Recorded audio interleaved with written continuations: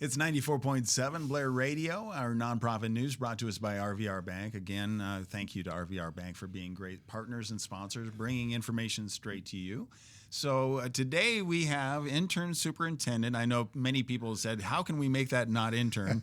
But Dr. Don Johnson. And again, welcome. Thank you for coming in today to talk to us. Yeah, Kelly, thank you so much.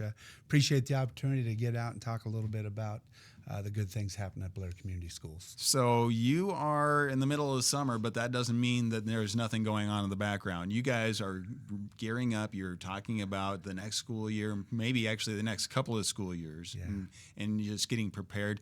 One of the things I do know is since you've been here, really a lot of moving forward, working on different building projects. Yeah, we're real excited. This is the first time in a few years, I think, that Blair's getting to witness a couple building projects, one at Ott Middle School and the other being at Arbor Park Elementary. And both are giving us a secure entrance. And that's real important this day and age, unfortunately. You got to have that secure entrance. And so we're excited about that. The one at Arbor Park not only gives us a secure entrance, but it enlarges our cafeteria. And our cafeteria is tight right now. So, because that school has got all the students that they can take right now. So, just seeing that is good for people, right? And there's other things coming down the pike. We just have to get our buildings in a better place so that we can prepare our district for possible growth coming, and honestly, just get caught up on a lot of maintenance that wasn't done over the past few years. It's one of those things you try to focus or pick or choose your battles over the years, right? Yeah. And because you're doing what you can the best for the kids, but so that means that other things get set aside. Right. So how do you go about picking and choosing now? Because it's always been, because of the budgets. Everybody has to deal with a budget unless you're a government entity. But sorry, but you want to make sure that you are the best stewards of that. You bet. And I think that the way we prioritize, quite honestly, is one of the things that we're still working on is what is the overall needs of the school district, right? And then you prioritize the ones that are first about safety for kids, to make sure that we don't have to worry about some of those things with not having a secured entryway. So you really, what we're in the process of doing a lot this summer is we're just gathering all the things that we feel like need to be taken care of. And then we've already prioritized some, and now we're going to move for that priority list and say, okay, now that we've got the safety thing out of the way, what is our next big thing? Our high school's in serious need of renovation. So how do we go about doing that and doing that well? Right, and up to this point in time, obviously, providing a good education is first and foremost. You bet it is. And then that takes precedent in the budget process. You bet. And the other things that maybe a lot of folks don't know is, so Blair Community Schools is up on their 5-year school improvement plan. So I come into this as an interim. I have new folks in the district office, and the first thing we're going to tackle this upcoming year is a 5-year review of what we've done and where we're headed, and it has to match up with accreditation of the state of Nebraska, and that's a huge project just by itself, and we're still trying to get all the other things done, and so there are just a ton of things out there. Yeah. Well, now this past couple of weeks, there's been some conversations about growth of Blair and the impact to the schools, the impact for, we'll say TIF and stuff like that, and the pros and cons of that. And so I just wanted to make sure you guys were able to say your side of what you saw in the investigation that you put forth. Yeah, I appreciate that. And Blair Community Schools is all about growth. It has to be responsible growth, though, and we want to do that as partners with both the city and Gateway Development and just anyone that needs to be a part of that process. So we're all about responsible growth. As you heard in all of the the conversation that was happening over TIF, there's a lot of folks that are scared that we're going to become too big, and I get that. Gosh, I've had that as part of, I mean, we're close to Omaha when I was at Fort Calhoun, and everybody was worried about, are we going to be the next Bennington? And I would tell you, no, we're not going to be the next Bennington, because we had landowners there that I knew were never going to part with their land. But so we're in a little bit different situation here. And as we look at that responsible growth, what does that look like from a school's point of view? I think, a couple things that were said that I really want to make sure folks understand is, number one, we're not being short-sighted. Short-sightedness it gets school districts in trouble. Now, I would tell you, in the past, maybe there has been some issues with, hey, are we looking to the future? Are we looking at our buildings and saying, hey, in the next 4 or 5 years, we need to do this, this, and that? I think there's been maybe some issues there that we need to address, and we're going to address this summer. But when it comes to being short-sighted on this TIF, I'm going to tell you, I don't think we were at all. Matter of fact, and I think the other word that got thrown out there is uneducated. And folks, I've been through this TIF battle before, as well as many of the other superintendents that I deal with on a regular basis. Superintendents have to do their homework. Putting off that tax revenue for 15 years is just not good for schools. We're a school district that could use that money now. And so I understand what he says when, oh yeah, but you're pushing back growth. I don't think we are. We have an apartment complex that hasn't even been full yet that's being built. We have the possibility of a housing project that's coming in. So before we build another apartment complex, that's we got to make sure the other one's going to get full. So to just give money away to see that, if that's going to happen, I just don't think that's at least from the school point of view, that's good thinking, right? And so from our point of view, we believe that we're doing what's right for our school district. We believe that TIF funding doesn't need to be utilized in order for growth. What we're seeing the possibilities of growth in the big apartment complex and in those houses. So, do we really need to give money away so we can have another one that we don't know that's going to be filled right away? So as far as that goes, and being educated, I would tell you, my board did their due diligence on this. We reached out to several school districts and said, hey, we knew that you fought the TIF battle. One of them, Crete. We reached out to. Oh gosh, now I'm coming up with some blanks here. But we reached out to at least 4 or 5 school districts and said, what was your stance on this, and how can you educate us so that we do this better and we do this well? And in doing that, we really looked at, okay, yeah, so 15 years. At the end of that 15 years, you're going to get 4.4, I believe was right. The amount, right? But they didn't mention the fact that before that 15 years, there's $2.65 million that we won't see.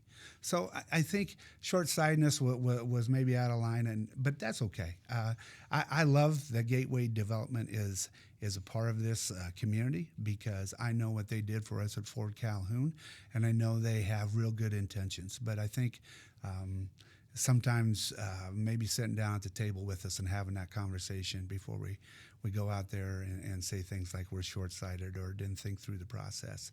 Because we did that. We did that with both Riser Construction and the city of Blair. We met with them and said, hey, here's our stance. Yeah. So we gave them opportunities to say, and we even said, because, in Riser Construction, I think, honestly, they're probably a good program. And unfortunately, they've come to the end where now the TIF dollars are at 27%. People are getting a little bit upset about the fact that we're giving more away. So unfortunately for Riser, their timing might not have been the best. I was actually going to talk about the timing of this a little bit, because we're looking at a housing study that is 5 years old now. They're about to do a new housing study. You bet. And that if Blair, the city of Blair, and the leadership would have been more proactive, building houses, building apartments, starting 5 years ago, we would have seen maybe a different conversation. Yeah. So and that's tough for them too, because I know they're battling to catch up, just like I'm battling to catch up after coming into an interim position. So I don't want to lay blame on anyone other than, hey, we all have points of view. Yeah. We're not going to agree, but it doesn't make you either short-sighted or uneducated or the squeaky wheel if you have a difference of opinion. I think it's okay to have a difference of opinion. That's, my gosh, we want our kids to understand that we're going to fight for them. Blair Community Schools. There. Yeah, that's an old habit. Sorry about that. Blair Community Schools is going to do what we think is in best interest of our kids every time. And it's not in our best interest of kids to give up that kind of money to hopefully help our facilities or do those things. And then there was talk about, well, but that's only going to be 2 to 3 years down the road. For us, we have to be thinking about that now. Yeah. Because I've got a company coming in to look at the high school here pretty soon and give us some more comments on, okay, what do you really need to do with this high school? I'm going to tell you, that's not going to be cheap.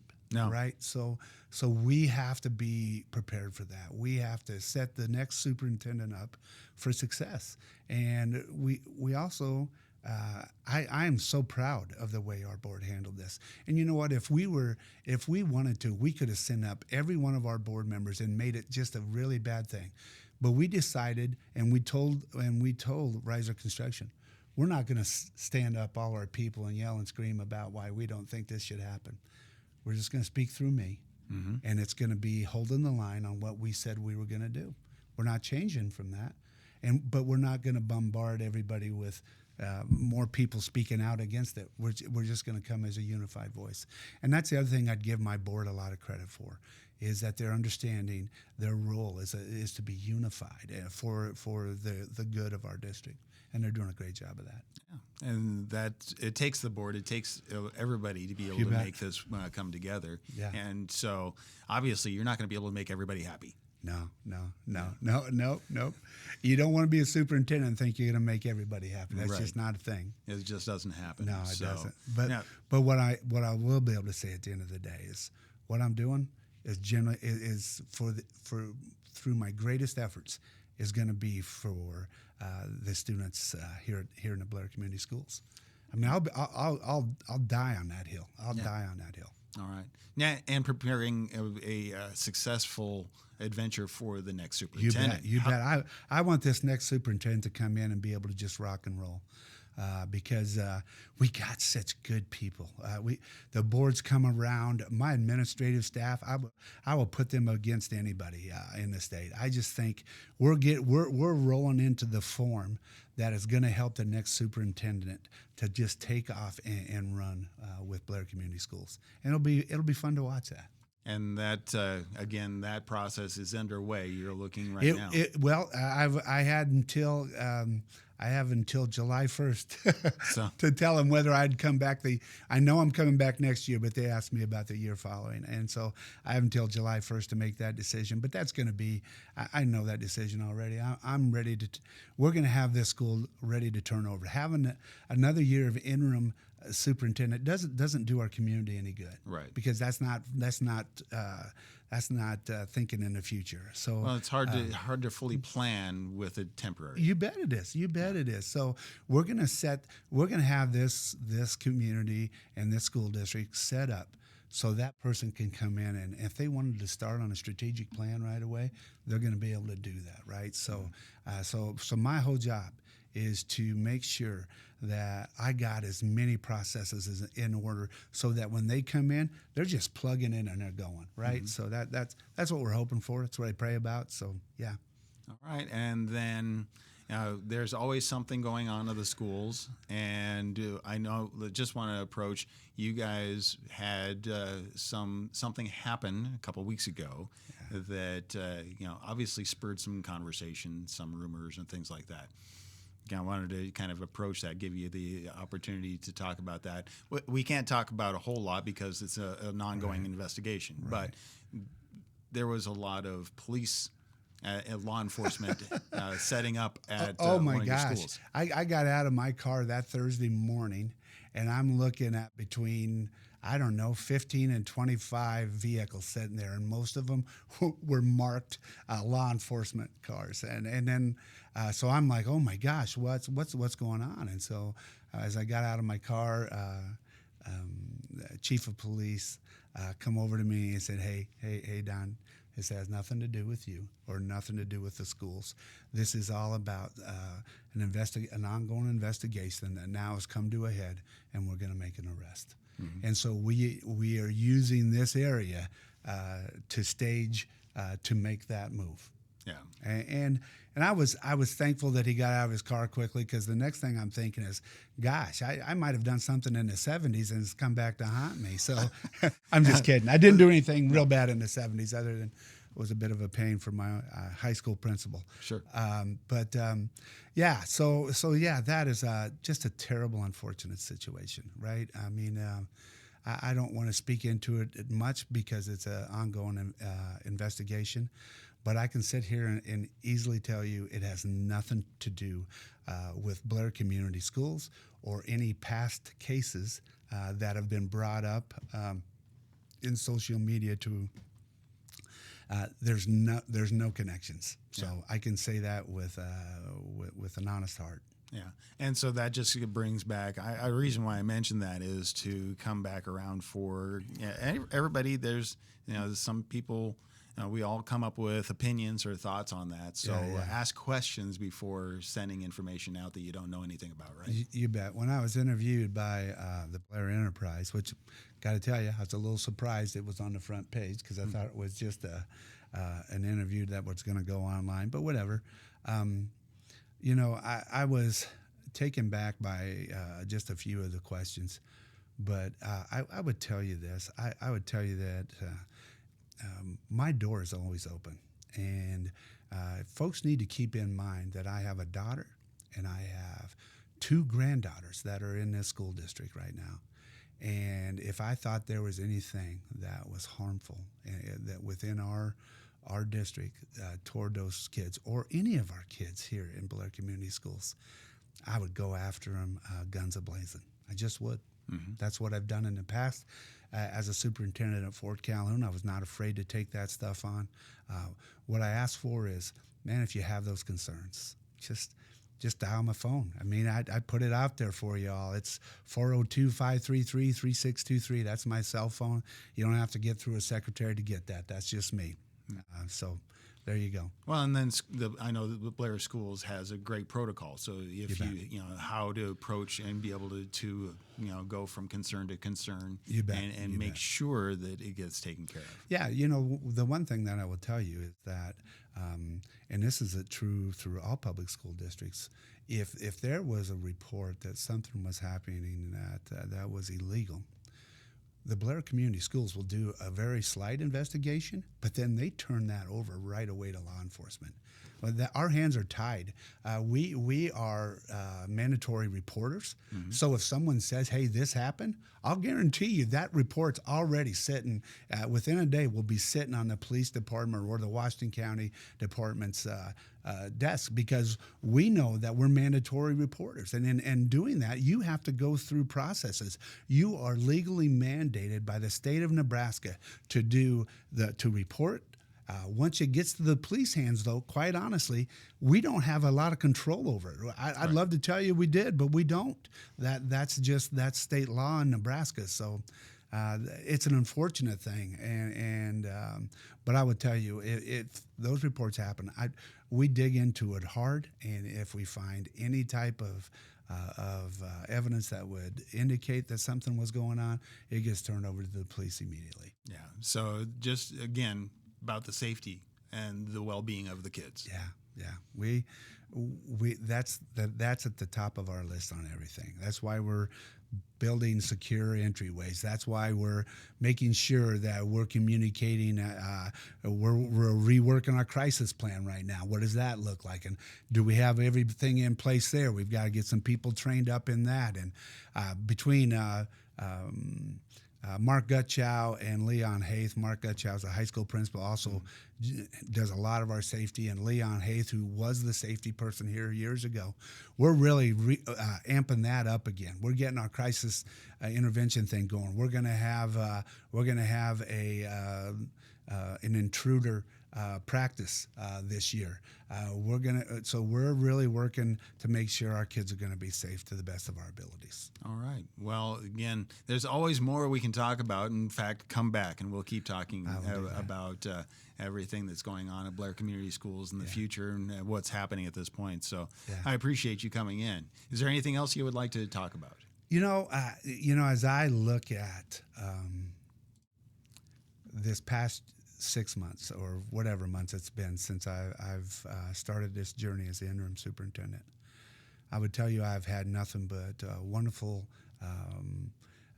collaboration with the Board of Education, with the administrative staff, with the teachers, even in things where it's not it's not something that everybody wants. I mean, we're gonna institute the professional clothing thing back again, and that's been a little bit of a hard rub, and I get that. That's been a little lax, but you know what? To these folks' concern, everybody got lax during COVID because it was just that way. So we're kind of returning back to, hey, this is the way we need to address this professional. So that's something that's coming. But I would tell you, our staff has just done great things. Blair Community Schools is going to be in a good place. When I walk out the door on June 30th of next year, I'm going to walk out with my head held high because it's never I, we are getting good things done, and we are preparing Blair Community Schools to just continue to rise up and to once again be one of the top schools in the state. All right. Well, great work and great commitment. Thank you again for your time and stepping in when the need called. Yeah. Hey. Thanks so much for the opportunity to talk again. And we do need to do this more regularly. Yeah. So the door is always open here as well. Okay. So all right. With whatever happens, we want to make sure that you are all informed. And again, that way you can go back and watch it over and over and say, hey, he said this. Yeah. I'm all right with that. All right. Well, thank you. All right. Thank you, Kelly, and to the radio station for giving us an opportunity to speak into this. Certainly.